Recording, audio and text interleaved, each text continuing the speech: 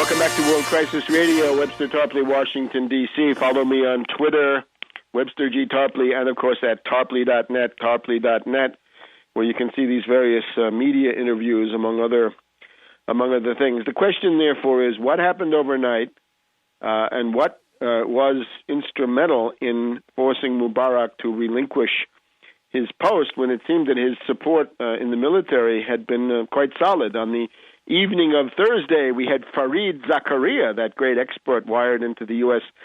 intelligence community, stating on CNN, the Army has now definitively chosen to back Mubarak, and that was then reiterated in the communique of the Joint Military Command on Friday morning, the 11th.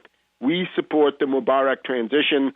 Let him stay through September and make the constitutional changes. And then very soon after that, Al Jazeera starts saying, and Al Arabiya, an immediate announcement of grave importance is expected from the president, blah, blah, blah.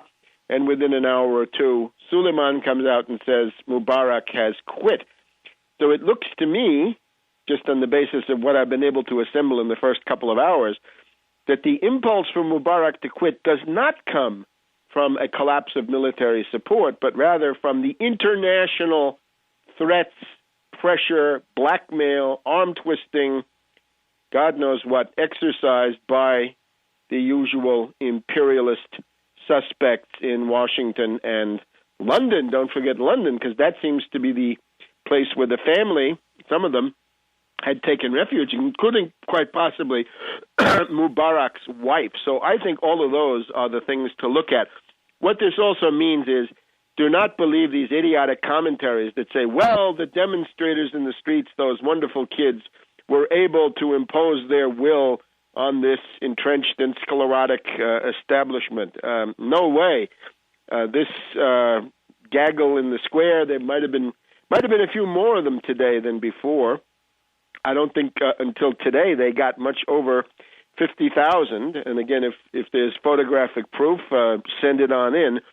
But the Oceanic crowd's just not there, perhaps more today than before, but even that in some question because of this silly trick of filling that square with tents so that you could make the people who showed up look to be more even when they might have been less. I don't see any way that simply these relatively modest demonstrations could have forced an establishment based on an army and a state apparatus and state security forces to give up power. It had to be international pressure coming from the U.S. regarding Mubarak's family, his own future, or simply the chaos that could be created in Egypt by a complete and utter cutoff of food shipments. That is the typical way the U.S. squeezes Egypt. Now, in departing, Mubarak, I think, under the blackmail that I believe has gone on, shredded the Constitution by saying, I am essentially abdicating in favor of the military council.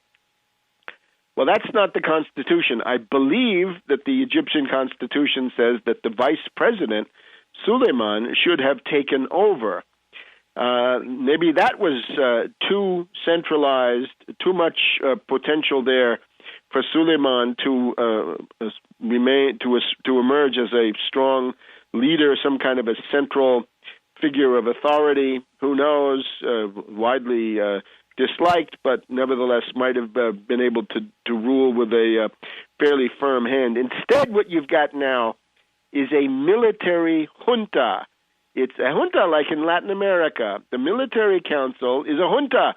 The military council is now like the state committee for the emergency in Moscow in 1991, but it's made up all military men. And here we find Tantawi, the defense minister, and General Sami Anan, the military chief of the general staff, who were both in Washington that fateful week of the 25th, 26th, 27th, 28th of January. Is it that Tantawi and Anan are the main U.S. puppets? I have the impression that the original U.S. intent was to stampede Mubarak into quitting on January 28th, on that Friday, when the violent demonstrators, violent arsonists burned down that large building, the headquarters of the ruling party, burned many police stations across the country, lynched police officers, and staged an armed attack with firearms and machine guns and other weapons on the Interior Ministry, where they had a pitched firefight with the police. This was violent from the word go. But apparently the goal of the U.S. was to drive Mubarak out of power into exile already on the 28th, 29th of January. It did not work, and he held on, therefore, for 2 more weeks. Now, what has been gained through the resistance offered by Mubarak is that the CIA nature of this coup is now openly displayed for the world to see. The coup that finally overthrew Mubarak was announced by Panetta, Leon Panetta, the head of the CIA, in testimony to the House Intelligence Committee on the morning of February 10th, 2011. It's a CIA coup.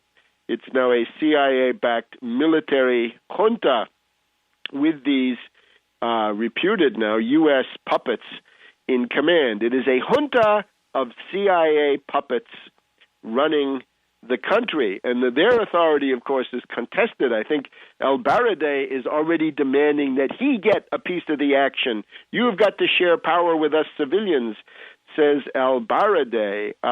It is a leap into the dark. Chaos has come closer to that extent. The process is only beginning. Right? There are 30 years of pent-up resentments and angers. There's a whole series of economic demands, which we want to talk about in a little while. All of this is now unleashed. It's a leap in the dark, and nobody knows. Now, let me just point to one possible positive feature. The tradition in Egypt has been from time to time that the relatively junior officers stage the coup at the expense of the senior officers. And this is more or less what happened when you had the rule of King Farouk, the corrupt King Farouk, under British imperialism in the early 1950s, right? Egypt had been a colony seized by the British around 1880 and kept until the late 1940s, 1950, thereabouts. This is when the British began to leave Egypt, although they wanted to keep the Suez Canal.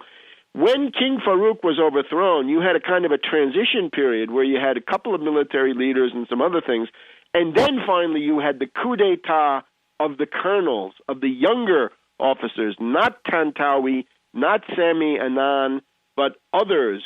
There's also a question that whereas the army seems to be dominating right now, the Air Force may still be heard from. The Air Force may be resentful that their guy Mubarak has been kicked out.